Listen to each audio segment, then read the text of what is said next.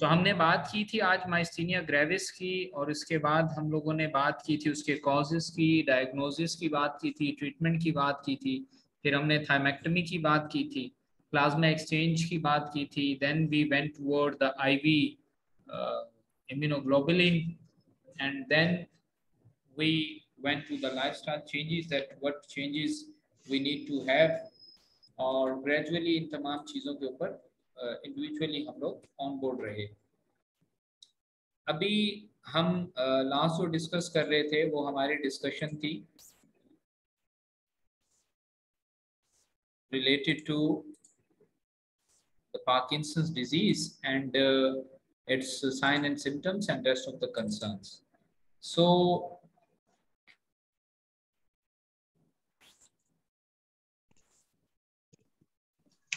अभी हम Parkinson's disease की बात कर रहे थे। तो पार्किंसंस डिजीज में हमने जैसे देखा कि डोपामिन प्रोकसर यानी लीवाडोपा जो है उसके ऊपर हमने बात की थी कि लीवाडोपा जो है ये क्या करता है, ये बेसिकली डोपामिन को पर्कस करता है, यानी उसके लेवल को स्टिमुलेट करता है, इंक्रीज करता है, बढ़ाता है, जिससे क्या होता है कि जब डोपामिन का लेवल स्टिमुलेट होगा तो डोपामिन की डेफिशिएंसी की वजह से एसिटाइल कोलिन बढ़ रहा था, और जब एसिटाइल कोलिन उसकी डेफिशिएंसी की वजह से बढ़ रहा था तो अब ये क्या होगा कि एसिटाइल कोलिन जो है वो स्टिमुलेट नहीं होगा क्योंकि डोपामिन रिलीज हो चुका है।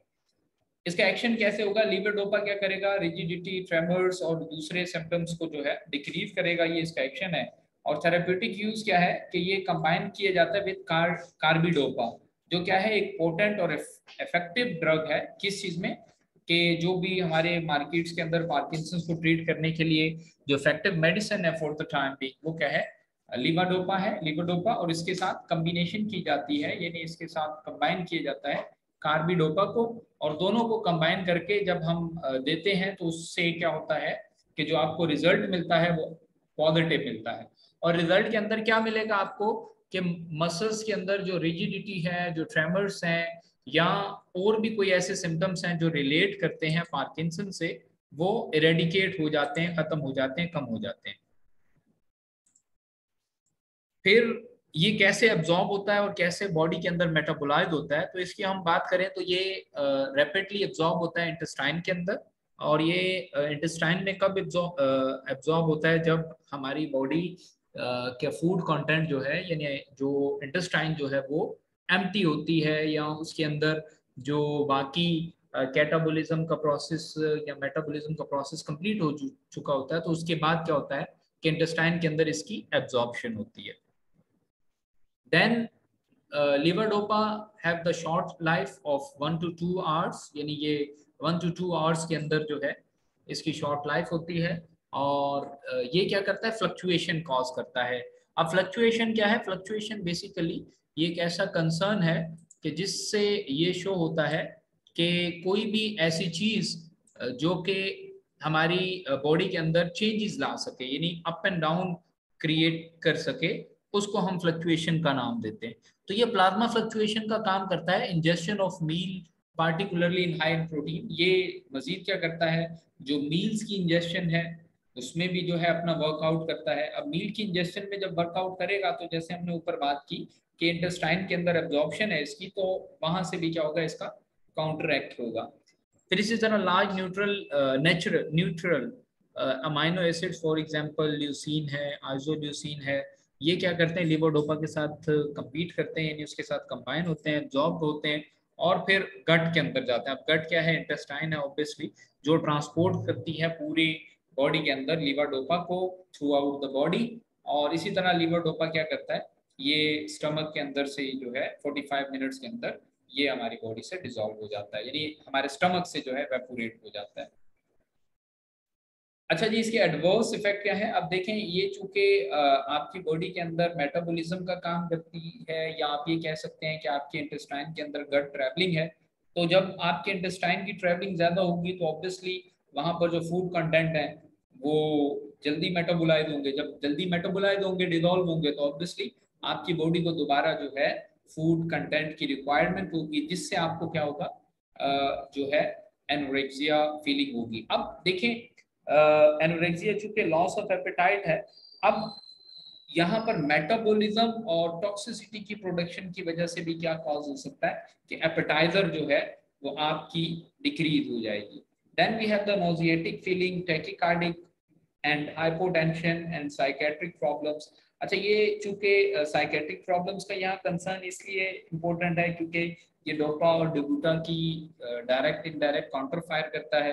हाइपोटेंशन इसलिए होगा कि आपकी बॉडी के अंदर जब कंडक्शन नहीं हो रही, जैसे हमने पीछे बात की थी कि ये क्या कर रहे हैं कि कंट्रैक्टिलिटी को जो है वो प्रॉपर जो है स्टिमुलेट नहीं कर रहे, तो ये भी एक इसका कंसर्न है। Then we go toward the mode of action.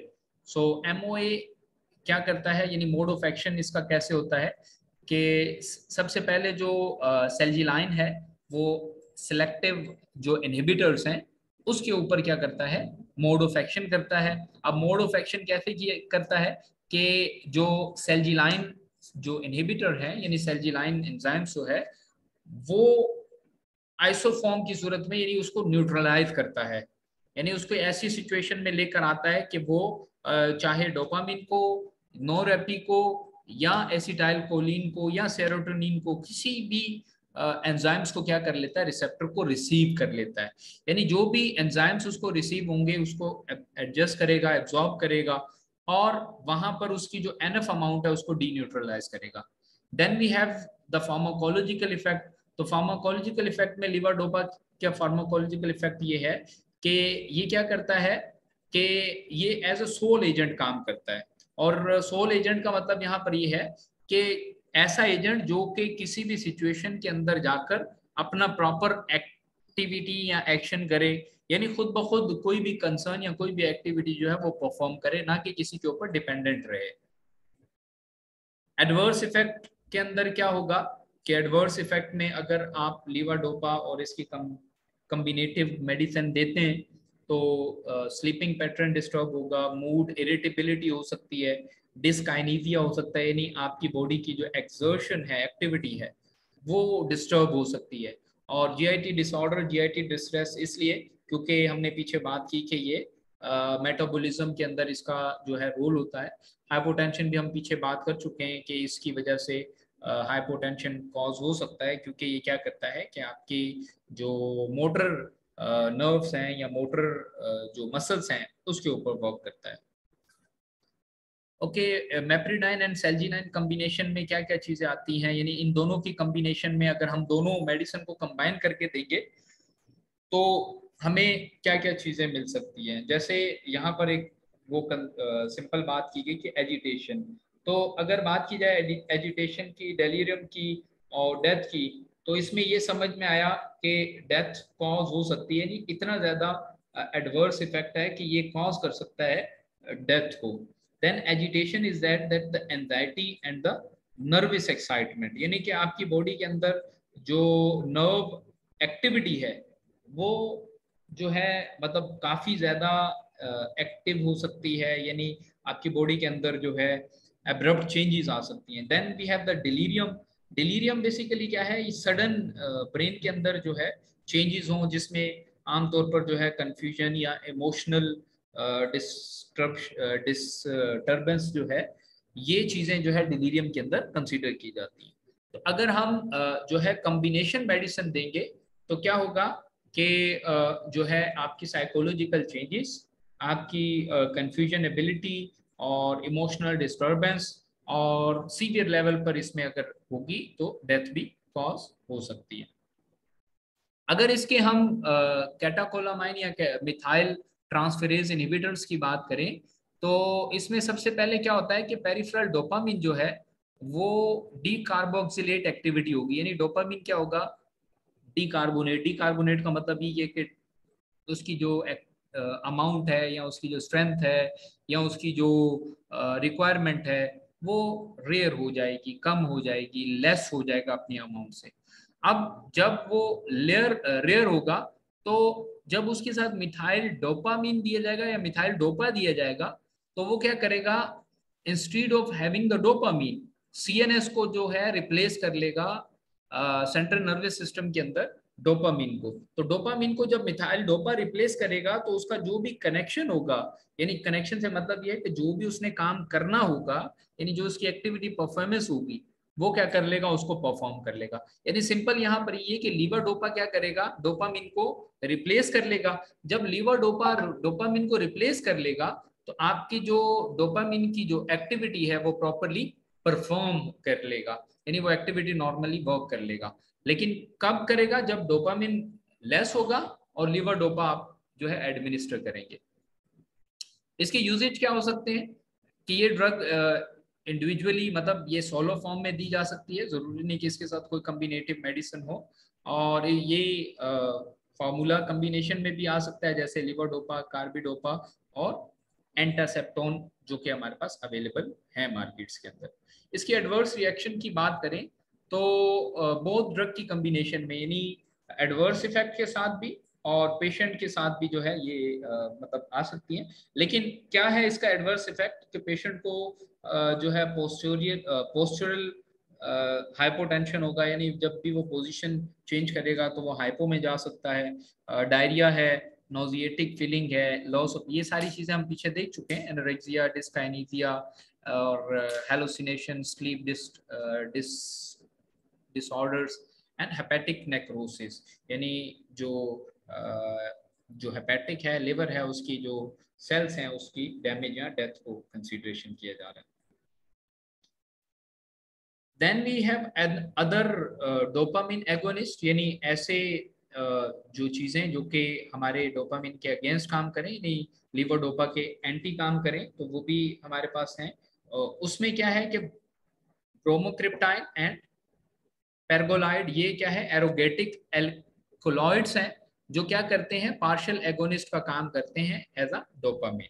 और D2 रिसेप्टर्स भी क्या करते हैं, हमारे ब्रेन के अंदर रिलीज करते हैं। Mister Samiullah, you raise your hands, if you have any serious question you may ask the question. I can unmute you right now, mister Sami. Yes, you can unmute yourself, Sami.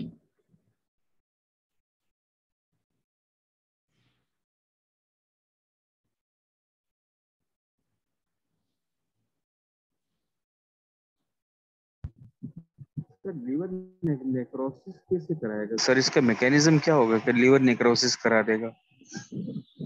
How sir liver necrosis, मैं आपकी बात नहीं समझा, दोबारा repeat कीजिएगा please.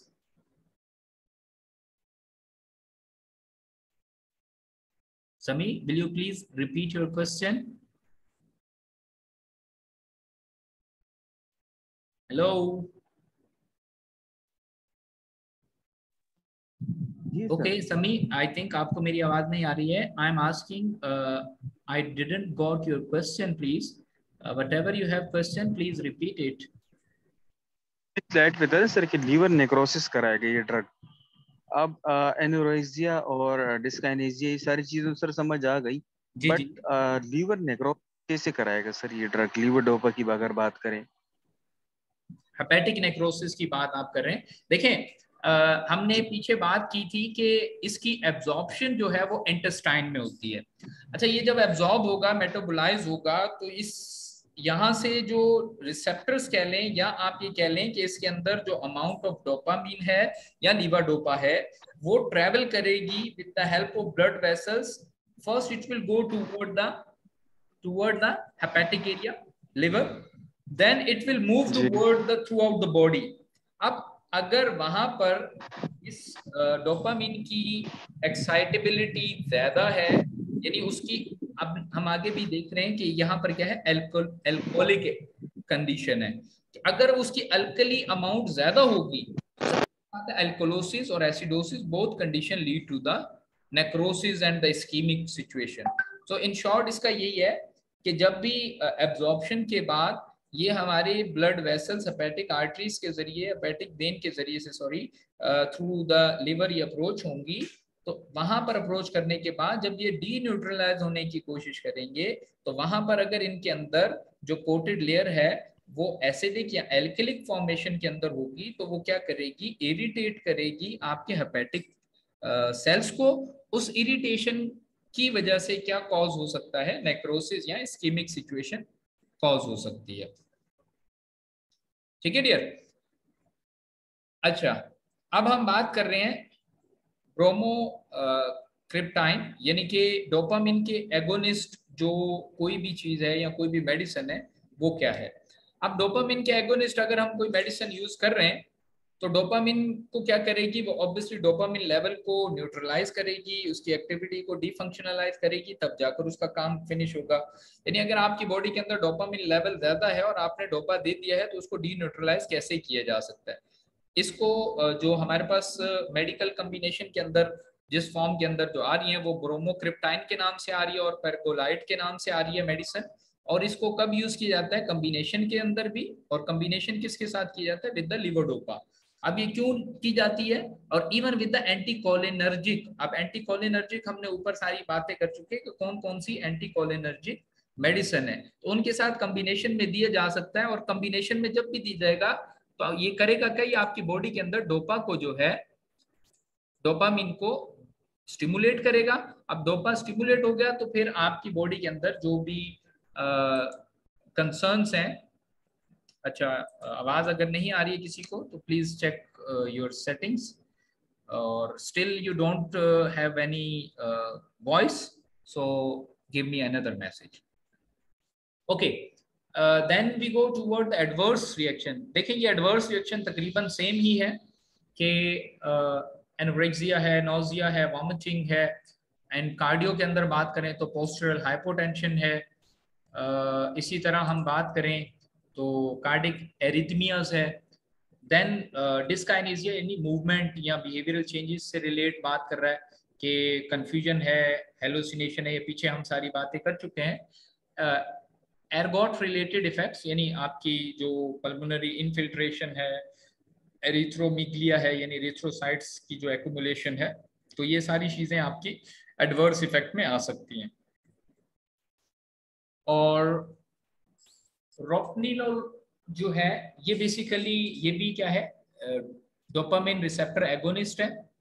ये medicine ऐसी हैं जो कि आपके पास में भी यहाँ पर जो है जेनरिक नेम के अंदर ना आती हो, लेकिन ये है कि ये रेयर मेडिसिन यूज होती हैं, इसलिए इसके नेम्स जो हैं वो प्रोनाउंसिएट करने में भी जो है प्रॉब्लम फेस किया जाता है। तो ये भी क्या करते हैं, ये as a dopamine receptor agonist का काम करता है। इनके भी एडवर्स रिएक्शन आप देख सकते हैं कि ऑलमोस्ट सेम है, कि नोजिया है, वॉमिटिंग है, एनोरेक्सिया है, पोस्टरल हाइपोटेंशन है। इसी तरह डिस्काइनेसिया है यानी आपकी बॉडी की जो मसल्स मूवमेंट है या आपकी बॉडी की जो एक्टिविटी मूवमेंट है वो मतलब लेस देन नॉर्मल है। इसी तरह लेसीट्यूड है। लेसीट्यूड की अगर हम बात करें तो लेसीट्यूड क्या है कि फिजिकल और मेंटल वरीनेस है, जिसके अंदर होता ये है कि आपकी बॉडी के अंदर जो एनर्जी लेवल है वो बॉडी लो एनर्जी लेवल होता है। ओके, एपोमोफ्राइन जिसे हम जो है रिसेप्टर डीए रिसेप्टर एगोनिस्ट भी कहते हैं, ये सब क्यों दिया जाता है, मे प्रोवाइड टेम्परली, क्यों दिया जाता है, ताकि 1 to 2 आवर के अंदर रिलीव हो जाए एकाइनेविया इन द पेशेंट्स। एकाइनेविया मतलब ऐसा कंडीशन जिसके अंदर क्या हो, एक काइनेटिक हो। एक काइनेटिक का जो कंसर्न है वो ये है कि जिसके अंदर मूवमेंट या एक्टिविटी या कोई भी जो है इरिटेबिलिटी ना हो। Akinesia means irritable, unable to irritate, unable to work, unable to walk, unable to activity, unable to move, बहुत से इसके मतलब आप वो कंसर्न में मूवमेंट नोट, ठीक है, गुड। तो ऐसे पेशेंट्स को दिया जाता है ताकि वो इनिशियल बेसिस पे क्या करें, फॉर द टाइम बिंग वो अपनी एक्टिविटी को, अपनी एक्सर्शंस को, अपनी मूवमेंट्स को क्या कर सकें, एक्ट कर सकें। और इसके एडवर्स रिएक्शन क्या हो सकते हैं कि डिस्काइनेसिया है, हाइपोटेंशन है, ड्रॉजीनेस है, स्वेटिंग है। यानी कि जाहिर सी बात है जब एक पेशेंट है और उसको इरिटेट करने के लिए आप दे रहे हैं तो फॉर द टाइम बिंग उसका एक्ट रहेगा।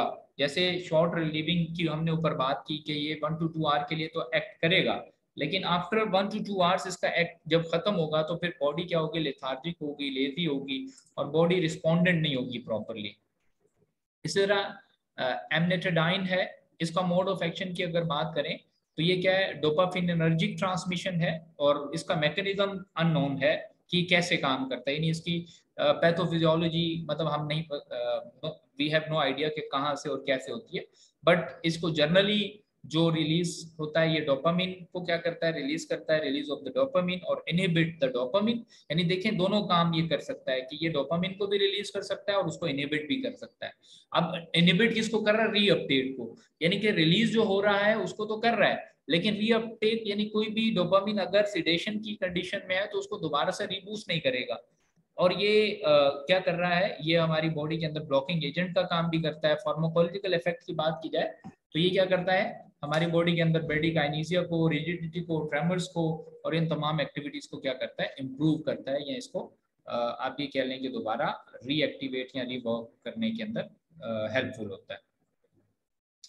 अच्छा जी, then we have onward adverse reaction of it. Adverse reaction तकरीबन सेम है, एजिटेशन की बात पीछे हम कर चुके हैं, और इसी तरह अच्छा डर्मेटोलॉजिकल रिएक्शन के अंदर क्या हो सकता है, लिबिडो रेटिक्युलरिस। अब लिबिडो आप यही समझें कि libido it is a sort of superficial जो है कि आपकी जो स्किन है उसमें ऐसे जो है मतलब एक स्पार्कल्स कह लें, स्पोर्ट्स कह लें, कि उसके अंदर रेडिश और ब्लूइश कलर के जो स्पोर्ट्स हैं वो अपीयर होना शुरू हो जाते हैं, और स्किन जो है वो डिसकलरेशन होना शुरू हो जाती है। स्किन की जो कलरेशन है और वो डिसकलरेशन होना शुरू हो जाती है। अच्छा जी, फिर इसके फर्दर इफेक्ट्स क्या हो सकते हैं, ऑब्वियसली केमिकल है, जीआईटी डिस्टर्बेंस हो सकती है, यूरिनरी फेस का इफेक्ट हो सकता है, एंटीवायरल इफेक्ट एंड द एमिनेट्रेडिन।